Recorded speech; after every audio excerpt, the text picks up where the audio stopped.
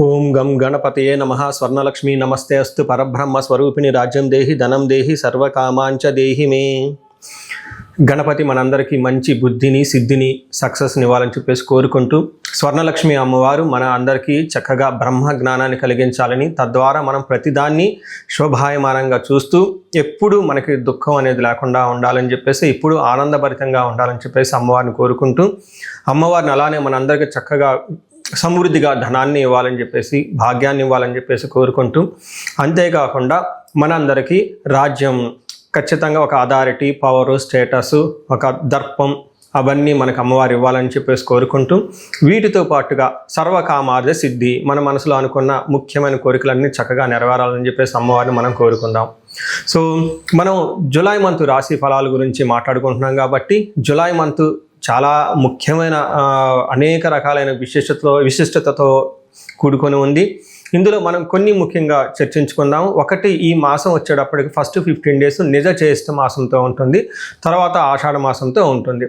ఈ జ్యేష్ఠ మాసంలో చాలా వరకు పెళ్ళిళ్ళు, ముఖ్యమైన కార్యక్రమాలు ఉన్నాయి. వీటితో పాటుగా ఎప్పుడైతే ఆషాఢ మాసం స్టార్ట్ అవుతుందో ఇందులో చాలా చాలా ముఖ్యమైన పనులు అయితే ఖచ్చితంగా ఉన్నాయండి. ఒకటి మనం చూసుకుంటే గురుమూఢమి స్టార్ట్ అవుతుంది. ఎప్పుడైతే గురుమూఢం స్టార్ట్ అవుతుందో, ఈ గురుమూఢమి మనకి జూలై 15 నుంచి ఆగస్టు 13 వరకు ఉంది. ఈ డేట్స్లో మనకి వివాహాలు కానివ్వండి, గృహప్రవేశాలు లాంటివి శుభకార్యాలు ఎక్కువగా చేయరు. అది ఒకసారి గమనించవలసిందిగా కోరుతున్నాను. వీటితో పాటుగా మనకి ఇంకొక ముఖ్యమైనది ఏమవుతుందంటే, మనకి దక్షిణాయనం స్టార్ట్ అవుతుంది 17వ తారీఖు నుంచి. అక్కడ నుంచి ఇప్పటిదాకా ఉన్న ఉత్తరాయణం కంప్లీట్ అయిపోయి దక్షిణాయనం స్టార్ట్ అవుతుందని గమనించాలి. తర్వాత 25వ తారీఖున మనకి తొలి ఏకాదశి స్టార్ట్ అవుతుంది. దానికి ముందుగా చాతుర్మాస వ్రతం అని చెప్పేసి 4 మాసాలు ముఖ్యమైన మాసాలుగా చాతుర్మాస వ్రతం కూడా ఇందులోనే స్టార్ట్ అవుతుంది. ఇంకొకటి లాస్ట్ అండ్ ఫోర్మోస్ట్ ఇంపార్టెంట్, ఈ నెల 26వ తారీఖు నుంచి ఈ 14వ తారీఖు నుంచి 22వ తారీఖు వరకు మనకి చైత్ర మనకి ఆషాఢ నవరాత్రులు అని చెప్తారు. వీటిని ఏమంటారు? గుప్త నవరాత్రులు అంటారు, లేకుంటే వారాహి నవరాత్రులు అని చెప్పేసి చేస్తూ ఉంటారు. ఈ నవరాత్రులు కూడా ఎంతో విశిష్టత కలిగి ఉంది. పర్సనల్గా ఈ 9 రోజులు నేను కూడా చక్కగా సింపుల్గా చేస్తాను, పెద్ద పెద్ద హడావుడిగా చేయకుండా. ఇలా చేసుకునే వాళ్ళందరికీ ఎంతో బాగా ఉపయోగకరంగా ఉంటుంది. లాస్ట్లో ఈ మంత్ మనకి గురు పూర్ణిమతో ఈ మాసం అనేది పూర్తి అవుతుంది. ఇన్ని రకాల విశిష్టత కలిగిన ఈ మాసంలో జ్యోతిష శాస్త్రం ప్రకారంగా కూడాను 3 ముఖ్యమైన గ్రహాలు మారుతూ ఉన్నాయన్నమాట. ఆ గ్రహాలు మనం ఏంటో చూసుకుంటే, జూలైలో 4వ తారీఖు, 7వ తారీఖు, 16వ తారీఖు, 21వ తారీఖు, ఇలా జూన్ అంటే 3 గ్రహాలు మారుతున్నాయి. ఈ మారి గ్రహాలు శుక్రుడు, బుధుడు, సూర్యుడు గ్రహాలు కూడా ఉన్నాయి. 4వ తారీఖు వచ్చేటప్పటికి శుక్రుడు, బుధుడు వచ్చి 7వ తారీఖు, 16వ తారీఖు సూర్య భగవానుడు మారుతూ ఉన్నారనమాట. ఈ యొక్క 3 గ్రహాల యొక్క ప్రభావం మనకి జూలై మంత్లో ఎలా ఉండబోతుందో మనం తెలుసుకుందాం. మనం వృషభ రాశి చూద్దాం. ముందు వృషభ రాశి ఓవరాల్గా సమరై చూసుకుంటే, ఈ జూలై మంత్లో వీళ్ళకి ఒక మంచిగా ఉంది, చక్కగా ఉందని చెప్పుకోవచ్చు. ఈ 12 రాశుల్లో జూలై మంత్లో బాగున్న రాశి ఏదైనా ఉందంటే అది వృషభ రాశిని గమనించుకోవాలి. ఈ ఎక్కువగా రాశులకి తటస్థంగా ఉన్నాయి, సహజంగా ఉన్నాయి, ఎక్కువ కొంచెం అప్స్ అండ్ డౌన్స్తో ఉన్నాయి. బట్ వృషభ రాశి మాత్రం ఆల్మోస్ట్ 80% చాలా బాగుందని గమనించుకోవాలి. ఇందులో వృషభ రాశిలో ఉన్న ఫస్ట్ నక్షత్రాలు చూస్తే కృతిక 2, 3, 4 పాదాలు, రోహిణి 1, 2, 3, 4 పాదాలు, మృగశిర 1, 2, 3 పాదాలంతా, 1, 2 పాదాలంతా కూడా ఈ వృషభ రాశిలో ఉంటారని గమనించాలి. పేరు బలం బట్టి మనం చూసుకుంటే ఈ ఊ ఓ వేవా వి ఓ తిరుపతి వెంకటేశ్వర స్వామి పేరు బలం ప్రకారం ఇదే రాశి అవుతుందని గమనించాలి. వీళ్ళకి వృషభ రాశి ఉంటుంది. అయితే ఇందులో ఉన్న గ్రహస్థితిని బట్టి మనం గమనించుకుంటే, ఈ మాసం వీళ్ళకి మనకి లఘు గోచారము, సూక్ష్మ గోచారం అన్న ఒక కాన్సెప్ట్ ప్రకారం చూస్తే ఏమని చెప్తారంటే, లక్ష్మీ శత్రుపీడం శ్రియం సుఖ సుహృతాభివృద్ధి అని చెప్తారు. అంటే ఈ మాసంలో వీళ్ళకి లక్ష్మీప్రదంగా ఉంటుంది, ఐశ్వర్యప్రదంగా ఉంటుందని గమనించుకోవాలి. దీనితో పాటు శ్రియం విపరీతమైన ధనం వచ్చే అవకాశం ఉంటుంది. రెండోది సుఖ సుహృతాభివృద్ధి, ఈ టైంలో ఫ్రెండ్స్ ద్వారా మంచి సపోర్ట్ వస్తుంది, ప్రాస్పరిటీగా ఉంటారు, అభివృద్ధి ఉంటుంది. అయితే ఒక్క విషయంలో జాగ్రత్తగా ఉండాలి. కుజుడు ఫస్ట్ హౌస్లో ఉండటంతో వీళ్ళకి శత్రువుల వల్ల ప్రాబ్లమ్స్ వచ్చే అవకాశం ఉందని గమనించండి. సో ఇందులో ముఖ్యంగా ఒకటి ఇంపార్టెంట్ పాయింట్ గమనించాల్సింది ఏంటంటే, ఈ రాశి వాళ్ళకి జాబులో చాలా గ్రోత్ ఉంటుంది, జాబులు లేని వాళ్ళకి జాబులు వచ్చే అవకాశం ఉంటుంది, ప్రమోషన్ రాని వాళ్ళకి ప్రమోషన్స్ వచ్చే అవకాశం ఉంటుంది. ఇప్పటిదాకా హైక్స్ ఎవరికైనా కనుక లేకుండా ఈ టైంలో హైక్స్ కూడా వచ్చే అవకాశం ఎక్కువ ఉంటుందని గమనించుకోవాలి.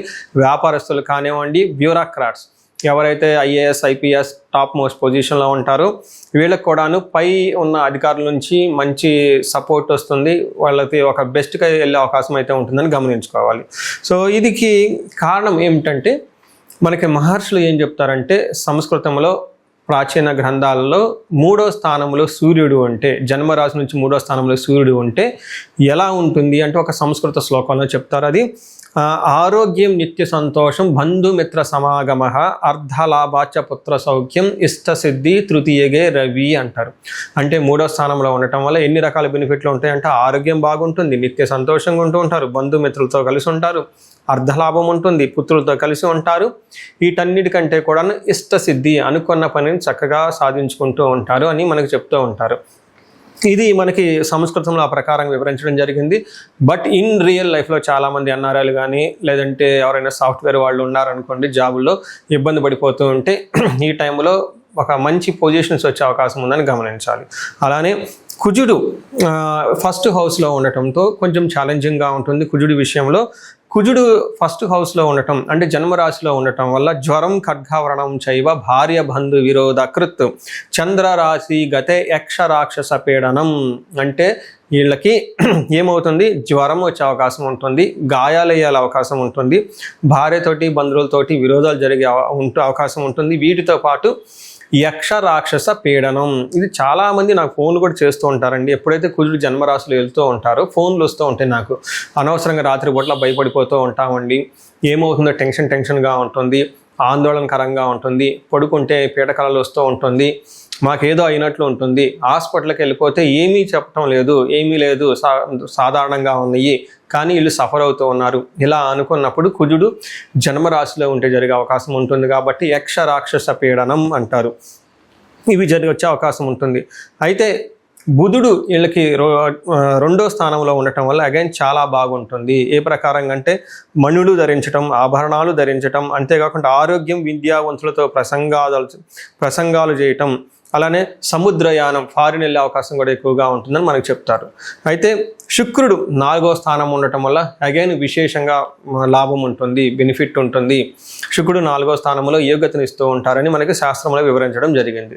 శుక్రుడు 4వ స్థానంలో ఉంటే స్వబంధు సన్మానం, స్త్రీ సంభాషణ సంభ్రమ, పుత్రమిత్ర కళాత్రాది విద్యాగోష్ఠు, సుఖే భృగునందనే, ఓకే శుభే భృగునందనే అంటే 4వ స్థానంలో శుక్రుడు ఉండటం వల్ల ఏమవుతుంది, ఇంట్యూషన్ చాలా స్ట్రాంగ్గా ఉంటుంది, బంధువుల చేత సన్మానించబడతారు, స్త్రీలతో చక్కగా సంబరంగా మాట్లాడుతూ ఉత్సాహంగా ఉంటూ ఉంటారు. ఇన్ కేసు స్త్రీలైతే పురుషులతో వాళ్ళ ఇంట్లో ఉన్న కానివ్వండి బయట వాళ్ళతో కానివ్వండి చక్కగా మాట్లాడుతూ వాళ్ళకి కావాల్సిన మంచి సపోర్ట్ అంతా తీసుకుంటూ ఉంటారని మనకి శాస్త్రం గ్రంథంలో వివరించడం జరిగింది. ఇంతేకాకుండా పుత్రమిత్ర కళాత్రాది అంటారు, అంటే సంతానం ద్వారా, మిత్రుల ద్వారా, అంతేకాకుండా స్పౌస్ ద్వారా కూడా మంచి సపోర్ట్ వస్తుంది. పెద్ద పెద్ద ప్లాన్లన్నీ ఎక్కువ చేస్తూ ఉంటారు, ఫ్యూచర్ గురించి ఆలోచిస్తూ ఉంటారు, మంచి ఏమంటారు తత్వానికి సంబంధించిన మాట్లాడుతూ ఉంటారు, హై ఫిలాసఫీ లెవెల్ మాట్లాడుతూ ఉంటారు, ఫ్యూచర్ గురించి మాట్లాడుతూ ఉంటారు.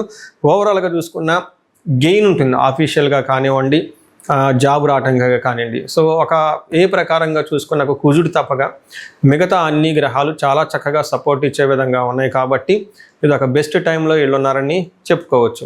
అయితే ఈ రాశి వారికి ఎక్స్క్లూజివ్ పరిహారాలు, కుజుడు వీళ్ళకి ఫస్ట్ హౌస్లో ఉండటం వల్ల సుబ్రహ్మణ్యేశ్వర స్వామి అష్టకం చదవటము, క్షేత్ర పాలకులు అంటారు, అంటే మీ ఇంటి దగ్గర ఉన్న గ్రామ దేవతలు, మీరు ఏ ఏరియాలతో నుంచి ఉన్నారో ఆ ఏరియాలో ఉన్న గ్రామ దేవతలను చక్కగా నమస్కారం చేసుకోండి, వెళ్ళి ఒక దీపారాధన చేసి వీలైతే ఒక చిన్న బట్టలు కానివ్వండి ఏదైనా సమర్పించండి, చాలా చక్కగా బాగుంటుంది.